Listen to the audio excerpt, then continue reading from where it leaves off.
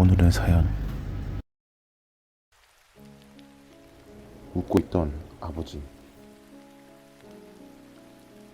초등학교 4학년 무렵 이야기. 당시 나는 아버지와 둘이서 지내고 있었다. 아버지는 매일 아침 6시 아침 식사를 차려놓고는 작업법 차림으로 분주하게 출근하곤 하셨다. 나는 조금 있다 일어나 밥을 먹고 학교로 향하곤 했다. 하지만 그날따라 머리가 아팠다.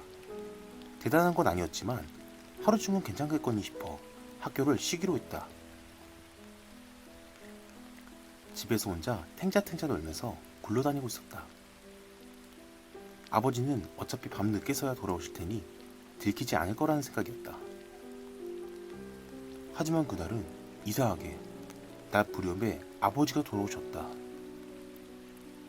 분명 혼이 날 거라는 생각에 열심히 변명을 하고 있는데 왠지 아버지는 싱글벙글 웃고 있었다.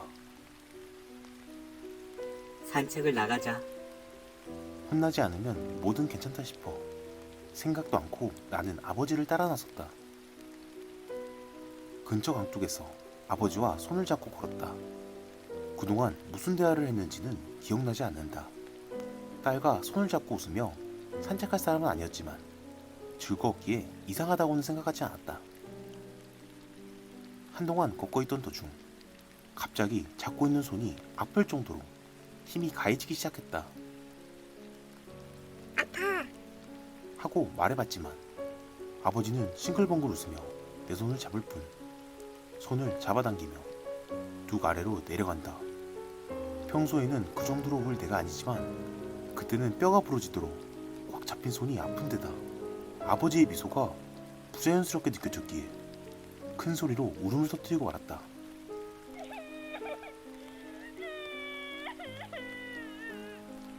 아버지는 깜짝 놀란 듯 손을 뗐다. 아버지의 얼굴을 바라볼 수가 없어서 그대로 주저앉아 엉엉 울었다. 한참을 울고 있는데 모르는 아주머니가 내 어깨를 두드리며 말을 걸어왔다. 고개를 들자 아버지는 없었다. 두고 온나 싶어 더욱 슬퍼져 나는 계속 울었다. 아주머니는 그런 나를 근처 파출소에 데려다 주셨다. 미아로 처리되어 당시 살고 있던 아파트 집주인에게 연락이 갔다. 우리 집에는 그 무렵까지도 전화가 없었거든.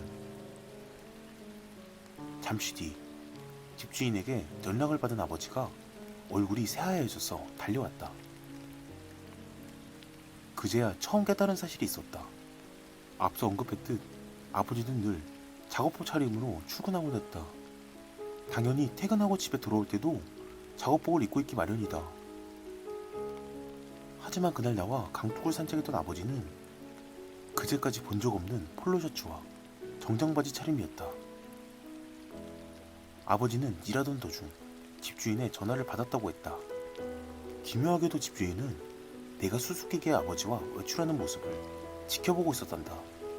그래서 경찰에게 전화가 왔을 때는 오히려 집주인이 더 기겁했다는 것이었다. 결국 경찰에서는 집주인이 사람을 잘못받고 내가 모르는 사람을 멍청하게 따라갔다는 걸로 사건을 마무리했다. 파출소에서 돌아오는 길 나는 아버지에게 된통 혼이 났다. 평소대로의 아버지였다. 하지만 몇 시간 전 함께 있던 것도 분명히 아버지였을 터다. 도대체 무슨 일이었던 걸까? 집주인도 아버지도 고인이 된 지금 내 가슴속에만 남아있는 수수께끼 같은 추억이다.